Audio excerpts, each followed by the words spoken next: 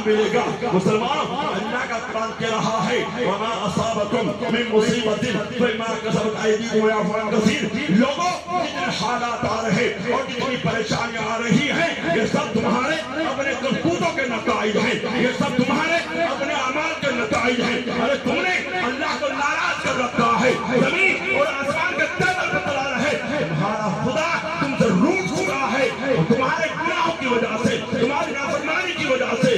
اور مسلمانوں جب ہم غور کرتے ہیں ہمارے سماج میں، ہمارے معاشرے میں کوئی گناہ ایسا نہیں ہے جو نہ پایا جاتا ہو۔ جھوٹ ہم بولتے ہیں، غیبت ہم کرتے ہیں، چغلی ہم کھاتے ہیں، اگر کسی سے قرضیہ نہ دینے کا جذبہ ہمارا ہے، جوا سٹے بازی اور نشے کی لت ہمارے نوجوانوں کے اندر پائی جاتی ہے، تو مسلمانوں ہمارے گھروں کے اندر چین آئے گا، سکون آئے گا؟ نہیں آئے گا۔ اللہ کا مبارک کلام کہہ رہا اے مسلمانوں تمہارے خلاف حالات کا شکنجہ کر دیا گیا تمہارے گناہوں کی وجہ سے، تمہاری نافرمانی کی وجہ سے۔ خیر میرے محترم بادشاہ نے کہا، لڑکیوں کو بلایا اور یہ کہا ہم تمہیں سونا دیں گے، ہم تمہیں مالا مال کر دیں گے اگر تم نے مسلمانوں کو اپنے جال میں پھنسا لیا ہے۔ ادھر مسلمانوں کو پتہ چلا، مسلمانوں نے اپنے کمانڈر سے جا کر کے کہا کہ بادشاہ یہ کہہ رہا ہے کہ اگر تم نے مسلمانوں کو اپنے جال میں پھنسا لیا ہم تمہیں سونا دیں گے۔ تو مسلمانوں کے کمانڈر نے 1 گھنٹہ تقریر نہ کی، 2 گھنٹہ تقریر نہ کی، اللہ کے مبارک کلام کی 2 آیتیں پڑھی ہیں، اللہ کا مبارک کلام ان کے سینوں کے اندر اترا ہوا تھا۔ مسلمانوں آج تو تم نے اپنے بچوں کے ہاتھوں میں ارے موبائل دے دیا ہے۔ ابھی جلسے کے اندر یہ دین کی مجلس ہے، یہ علماء کی مجلس ہے، یہ قرآن کی مجلس ہے، یہ اللہ کے رسول صلی اللہ علیہ وسلم کے گھر کی نسبت پر یہ مجلس ہے۔ کوئی ویڈیو بناتا ہے، کوئی فوٹو کھینچتا ہے، اور فوٹو کھینچنا بالکل حرام ہے، حرام ہے۔ قیامت کے روز سب سے زیادہ سخت عذاب فوٹو کھینچنے والوں کو دیا جائے گا۔ آج چھوٹے چھوٹے بچوں کے ہاتھوں میں موبائل کس نے دیا ہے؟ اس کے باپ نے دیا ہے، اس کی ماں نے دیا ہے۔ آپ نے اپنے گھروں کے اندر دیکھا ہوگا جب چھوٹا بچہ روتا ہے تو اس کے ہاتھ میں موبائل دیا جاتا ہے، وہ بچہ رونا بند کر دیتا ہے، تھوڑا بڑا ہوتا ہے جس کی عمر تقریباً 3 سال کی ہوتی ہے وہ انگلی چلاتا ہے، باپ بھی خوش ہوتا ہے تیرا بیٹا بہت ہوشیار ہے، انگلی چلاتا ہے۔ دکانوں پر کھڑا ہو کر کے تعریفیں کی جاتی ہے، بیٹوں کے اندر جو ہے تعریفیں کی جاتی ہے، بڑا بڑا ہوتا ہے وہ ضد کرتا ہے موبائل لا کر کے دیا جائے تو آج نہیں کل، کل نہیں تو پرسوں موبائل آتا ہے، اور موبائل کے اندر کوئی گانا سنتا ہے، کوئی فلم دیکھتا ہے، کوئی لڑکوں کو دیکھتا ہے، ایسی ایسی چیزیں دیکھتے ہوں گے شاید شیطان کو بھی شرم آتی ہوگی۔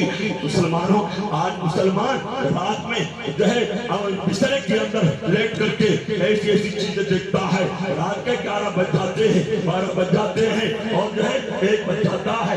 اگر موت کے فرشتے نے پکڑ لیا، توبہ کی توفیق نہ ملی، قیامت کے روز تیرے بیٹے کا کیا بنے گا؟ تم نے کبھی سوچا ہے قیامت کے روز تیرے بیٹے کا کیا بنے گا؟ تیرا بیٹا فلم دیکھتا بچا رہا، تیرا بیٹا لڑکوں کو دیکھتا بچا رہا، تیرا بیٹا گانا سنتا بچا رہا، قیامت کے روز تیرے بیٹے کا کیا بنے گا؟ کبھی ماں نے سوچا، کبھی باپ نے سوچا، کبھی گھر کے ذمہ داروں نے سوچا؟ نہیں سوچا ہے۔ خیر میرے محترم آج تو حد ہو گئی ہے، آج تو حد ہو گئی ہے۔ مسلمانوں جب کسی کے یہاں شادی ہوتی ہے تو دلہے میاں آتے ہیں دلہن کو موبائل تھماتا ہے، منہ دکھائے موبائل تھما دیتا ہے۔ 10,000 20,000 30,000 40,000 اگر مدرسے والے یہ کہہ دے کہ 5,000 کی رسید کون بنوائے گا، 25,000 کی کون بنوائے گا، ہماری زبان بند ہو جاتی ہے، ہمارا دل حرکت کرنا چھوڑ دیتا ہے، ہمارا ہاتھ اٹھنا بند ہو جاتا ہے۔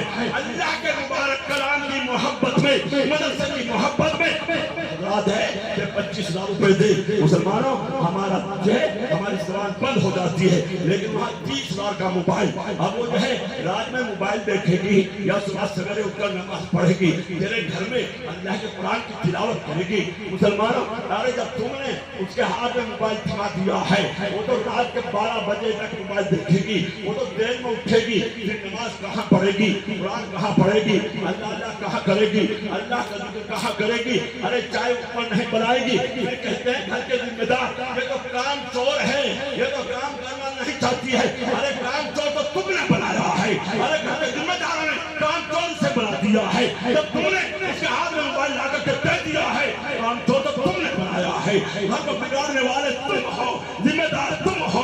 مسلمانوں ایک دو زخم نہیں، جس میں سارا چھلنے رات گہرا ہے، اٹھے تو کہاں سے اٹھے، گھر گھر آگ لگ رہی ہے، گلی گلی آگ کے شعلے اٹھ رہے ہیں، ہم سب خواب غفلت میں پڑے میٹھی نیند کا مثال لے رہے ہیں۔ اے مسلمانوں ان ساری چیزوں کو آنکھوں سے دیکھنے کے بعد، کانوں سے سننے کے بعد، عقل سے سمجھنے کے بعد ہم اندھے بہرے اور گونگے کیوں ہو جاتے ہیں؟ مسلمانوں یاد رکھو، سماج کا سدھار، معاشرے کی اصلاح تبھی ہوگی جب میں اور آپ اپنی ذمہ داری کو ادا کرنے میں اس کے ساتھ لگ جائیں گے۔ سماج کا یہ ناسور اگر یہی بڑھتا رہا اور اس پر روک لگانے کی کوشش نہ کی تو خدا کی قسم، چاہے مسجد کا امام ہے، چاہے مدرسے کا مدرس ہے، چاہے کوئی حاجی صاحب ہے، چاہے کوئی نمازی صاحب ہے، چاہے کوئی چلہ لگانے والا ہے، چاہے کوئی پردھان جی ہے، چاہے کوئی ٹول صاحب ہے، کوئی بھی ہے، قیامت کے روز اللہ کی پکڑ سے کوئی نہیں بچ سکے گا اگر اپنی ذمہ داری کو ذمہ داری نہیں سمجھا۔